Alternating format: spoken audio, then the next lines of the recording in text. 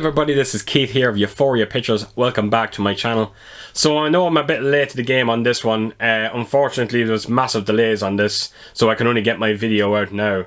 So for my unboxing and review today, we are going to be doing The Thing in 4K. Now I have two editions of it. I've got the collector's edition, the 4-disc set, and I've also got the Steelbook as well, that Zavvi Exclusive Steelbook. Now, the thing about these, there was actually trouble, no, not trouble, there's a story with both these releases. The collector's edition that I got from Amazon, I don't know what was going on with it. They couldn't for some strange reason get it to me on its release date. I had to wait an extra week, and you know, it was coming close to, I think they said I was getting it on Tuesday of this week, and it was very getting close to it, and there was no sign of it even being prepared for dispatch. So I was getting very worried because it was out of stock, and I thought I wasn't going to get it. But thankfully it came back, but it didn't come back in the stock. My order just started getting prepared for dispatch, and then it eventually got dispatched, and I finally got it. The only thing I have problem I have with collecting, like getting a release like this from Amazon, and especially when they're sold out, there's always that worry that if there's any kind of damage to it, you're screwed. You can't give it back. And thankfully it did come in almost pristine. Now I say almost, there's a slight, just little kind of dent just there, just a slight, nothing too bad. Yeah, you wouldn't even notice it, but other than that, that was the only problem with it. But I was shitting it that something was going, because I've been hearing horror stories, especially from Amazon, of people giving out that their box sets came in absolute tatters. But thankfully, yes, I got away with my one. This Steelbook here, the funny story about this one is when The Thing got announced on 4K and there was going to be two Steelbooks, one from Zavvi and then there was going to be an Amazon exclusive one, I was battling between the two, and I wasn't sure which one to go with, and so I kind of just, you know what, I went, you know what, I'll get the Zavvi one. As much as I hate buying off Zavvi, I thought out of the two of them, this one did look the bit better. But what I didn't realise was, and it just never even entered my head, I actually have the other four John Carpenter Steelbooks, The Fog, The Thing, The Fog, Escape from New York, Prince of Darkness, and Day Live. And I never realised until I actually got this Steelbook in my house that this one actually pairs with them three just as well as this one pairs with the other four, sorry. So yeah, so this goes perfectly together with the Steelbooks. The only slight difference is you have Universal down the bottom of this spine instead of Studio Canal. So both of these releases go very, very well with the other releases, which I will show. So before I just get on talking about the transfer of these movies, I'm going to go into my other room, I'm going to unbox these and give you a close look at what they look like. So we'll do that right now. Right, so here we go. This is the two of them beside each other, and I think we will start with the Steelbook first and get that out of the way, assuming it's just simply a Steelbook, so we can get through it quickly. So yeah, again, the artwork is, I don't know what it was. I found the artwork to be nicer than the Amazon release. Something about the artwork I did prefer, but having said that, it's not what you call the greatest looking Steelbook either. It is nice. I just thought it was slightly better than the Amazon release, which I might pick up in the future as well. So show you the spine of it there as well, and then take us around to the back. And sadly no new features on this release, which is actually a bit of a downer as well. You get the usual, the Thing, the terror take shape, great documentary, but could have done with a few more features in this, if I'm being totally honest. So we'll take this J card off, and we'll give a good look at the completed Steelbook if I can. Bear with me. Right. So I'll show you the back of it now. Love the artwork on the back of it. Such an iconic scene. Sorry. Love it. Unbelievable. You kind of forget that Stan Winston apparently came in to do a lot of the effects on that dog in that scene. It's the only scene that I think he did work on in the movie. So yeah, that's the Steelbook itself. Again, it's a nice Steelbook, but I've seen better. Open her up, and then you've got your discs. So you have your, is that the 4K? That's the 4K disc. Like the way you get different artwork on the disc as well. So they opted for just basically the two discs are the back artwork and the front artwork, which kind of is a bit lazy as well when you think about it. And that's the inside of it. So yeah, it's like I said, it's a nice Steelbook. It's just not it's not going to win any awards when it comes to like a beautiful Steelbook, but still quite decent. So yeah, that's the Steelbook. So that brings us on to the collector's edition. And yeah, again, the artwork, it's okay. I probably would have preferred the original artwork if I'm being totally honest. I think it does feature in this box set somewhere. I might be wrong now, but I've seen a lot of unboxing to it, and I don't know why I have this memory of the original artwork is somewhere inside it. So yeah, as you can see, same as the back as the Steelbook. Again, you don't get any added features in this. So we'll open her up and we will show the discs off first. So I will open this, take the postcards out and the poster. And voila, that's your discs. So you have your 4K, you got your Blu-ray, you got the prequel, which I quite enjoyed actually, and then you got the soundtrack from Ennio Morricone. Sorry if I'm butchering that name, I don't think I am though. So yeah, I'll take the discs out and I'll show you the back artwork if I can. So you've got Blair there with the rope, you got Childs, then you got the thing on flames, and then the last one is MacReady himself, if I can get that in.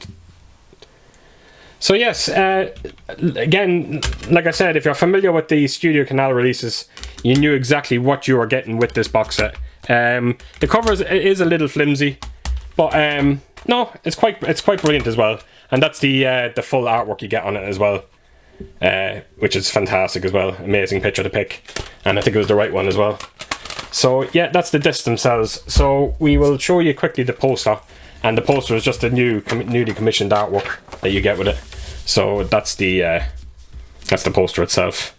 It would have been now. That's what I'm saying. I might be wrong, but I thought the original artwork was featured in this box set. It looks like it might not be, but it's a shame they didn't put the original artwork on this poster. They kind of missed out in there. They could have done something a bit different though. So yeah, that's the poster. Then you've got postcards, and I'll quickly run through these.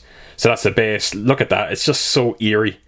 Unbelievable. Some of the shots that John Carpenter used to do the kind of shots in the base, they just look so beautifully eerie. And this is exactly what this movie is. Unbelievable. So yeah, run through it. That's a lot of them tied up. That's a great postcard now, I have to admit. That is fantastic. Yeah, amazing. A behind the scenes photo. That's the 3 at the end. And yeah, that's it. So yeah, you have... What have we got? We got 5 postcards. Right, throw that to the side. And then the last thing you have is your booklet. And we'll quickly run through this. It's I suppose it's just a write-up of course about the movie itself. Some storyboards as well, which is quite brilliant. But unbelievable movie. It's amazing. It's a testament to John Carpenter that how great this movie is, and yet it's still not even close to being my favourite movie by John Carpenter, which is amazing. I still think Halloween is my favourite movie by him. Then maybe The Fog, and then this movie. But really is, and this book is actually quite nice. A lovely gloss feel to it. So yeah, that is everything you get inside. This box set and the Steelbook itself. And yeah, I'm very, very happy with them. Like I said, I've seen better artwork on a Steelbook and on this box set, but I'm very, very happy to have them in my collection as well. So let's go back into the other room and we'll have a chat about this transfer. Right folks, so there you have it. So anyone that's fairly familiar with the Studio Canal releases, you knew exactly what you were getting with the Steelbook and the Collector's Edition. They're all very similar and they're quite amazing, even though the Collector's set is a bit lacking when it comes to the case itself. It's a bit flimsy, but other than that, it's still quite amazing. Right, so on to the transfer on this movie. It was extraordinary. It was absolutely extraordinary. I could not believe what I was watching. It was unbelievable. Now, there was people out there, I actually just found out about this, that there was actually people complaining about the picture quality on this movie and saying that they were underwhelmed by it. You know, like, each to their own. I get that, but if you got nothing from this transfer, I'm sorry folks, you have to check your equipment. Your TV is obviously lacking, or you have a very poor 4K player, because this film looks extraordinary in 4K. The minute the film starts, you see you get a nice uptick in clarity when it comes to the snow. The whites are more refined now. They look absolutely incredible. When it jumps into the to where they're playing the table tennis. Again, a huge uptick in resolution. You can clearly see it. It is so evident, and looks absolutely amazing. The autopsy scene on the dogs, it was always a disgusting looking scene. It's even more disgusting now because it's just more refined. You can see everything. It's that clear now that you can actually see when he's actually pulling away the flesh of it. You can clearly see now that there's actually lumps of foam.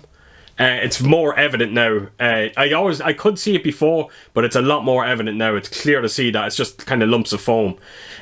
Unbelievable. The black levels in this movie. The black levels, oh my god. The contrast between brightness and dark is extraordinary. If you see the scene where they go over to the Norwegian base, when they first go into the bunker, or the base of it, whatever you want to call it, the black levels are absolutely extraordinary.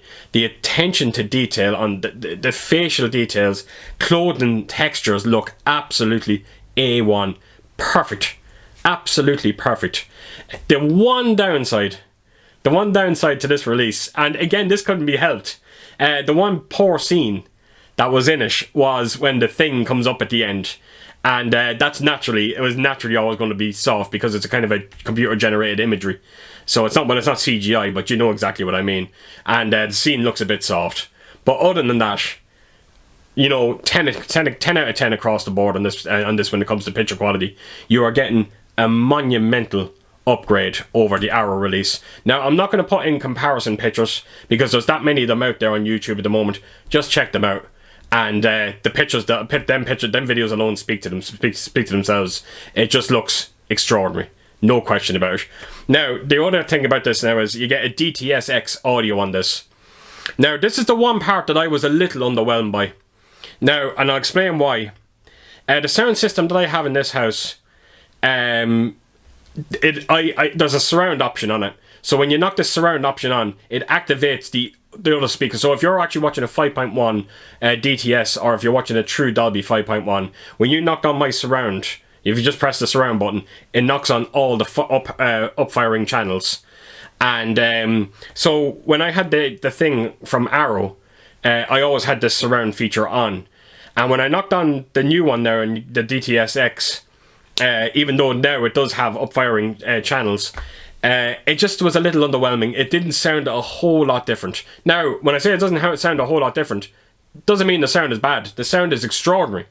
But the sound was always amazing on the Arrow release. Yeah, the sound's a bit more refined now, no question about it. But if you're looking for a film that you get piles of overhead kind of sound, you're just not going to get it with this release. It's just not there.